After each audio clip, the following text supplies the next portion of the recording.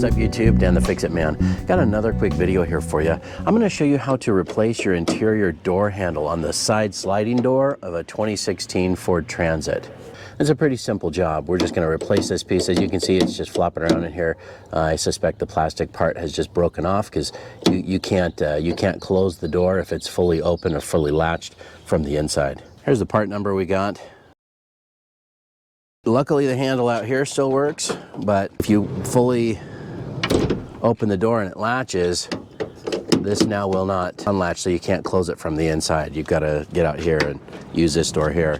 All right, so you can see the two little access panels right here that we need to pry out of there in order to get this off, but it looks like this is also overlapping the top part of this plastic section. I don't know that we'll need to take this completely off, but I'm going to see if I can pry it out. I've just got these little plastic prying tools.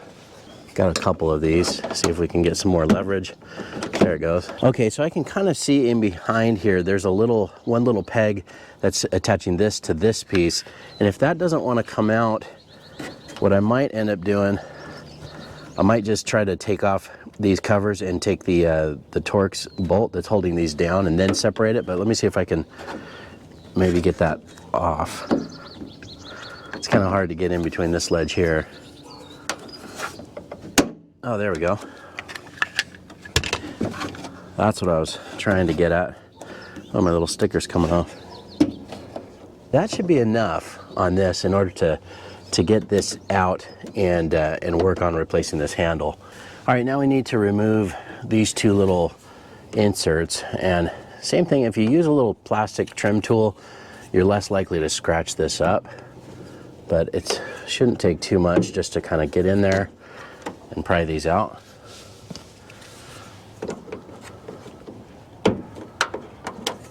All right. If you don't have these plastic trim tools, you can always just use a flathead screwdriver, but you'll probably scratch this up. If you want, you can try to tape it off, and that's maybe less likely to scratch. Okay, so these are Torx bolts, and they're a T-30. So we're just going to loosen and remove those.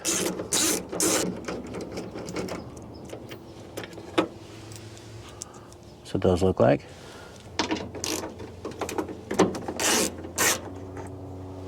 Same with that one. All right, now this cover should come off.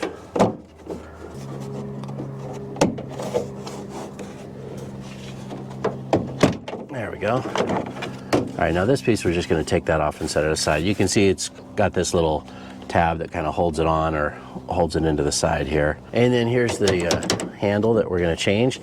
We need to lift this out of here. It's kind of snapped in place with these two little plastic pieces on the side, and then you just got to lift it up. All right, and you can see right now where our problem is one of the cables, this one right here, it's the piece that it went into, I imagine pivoted right on this part here is completely snapped off. When that broke, we did hear a little sound like something falling, and so that's probably this piece right here fell down inside the door. But that's what that looks like. So we can pull these cables off. You see they kind of fit inside this little slot, but they're clipped in down below. So let's just unclip the cable, and it just pops out of this little slot or groove right there. We should be able to do the same thing with the rear cable. Let's just pull it out. You see it's kind of like where it needs to twist and fit inside this slot, almost like a bicycle brake cable. And this is a little spring-loaded piece on there, and obviously there was another one here that's broken off and is gone. So now I did see another YouTube video where someone had attempted to make a piece of metal to replace the part of this that was broken. In our case, this piece is completely gone. It's snapped off and down inside the door. I'm not going to fish it out or anything, and in our case, I'm glad we ended up getting a replacement, because this little arm right here, that's the piece that looks like that they replaced, or that's the piece that I guess is broken off that would have been right here. And we'll show you on the new handle here in a minute. You can see it's got a date code on it. This one, the old one was 11/2/15, and this is 7/28/21.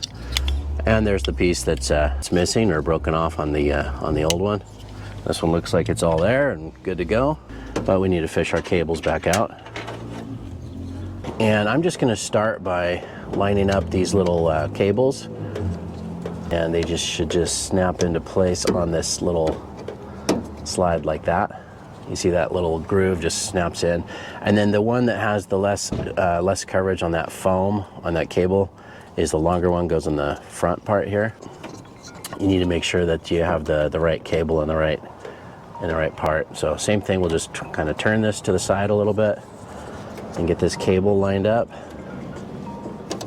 like that, and then it just pushes into this little groove right there, and then this one catches around in the front and stays in place in this little clip here. Then we should be able to just kind of slide this back down. And remember, it's got these two little plastic snaps that hold it in there. All right, so that's lined up where it needs to go. And this just hooks around over here, snaps into place so that it's flush with the window and the trim there. And then we can put these Torx screws back in, or Torx bolts. And we'll just get these nice and snug.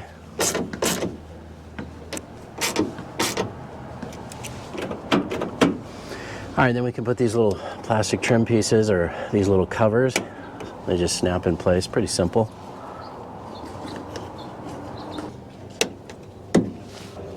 And then same with this upper piece. For some reason that one did not snap in place.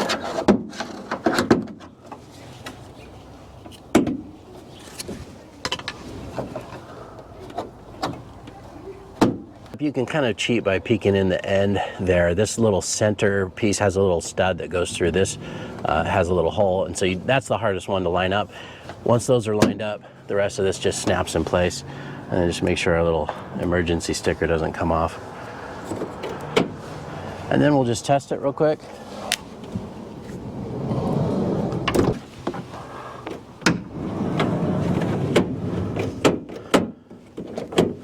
And you're done. Everything works the way it should. Hope you liked the video. Please give it a thumbs up and subscribe if you don't mind. That does help me out. I'll get a link in the description where you can pick up this replacement handle along with some of the tools I used as well. Thanks so much for watching, and good luck.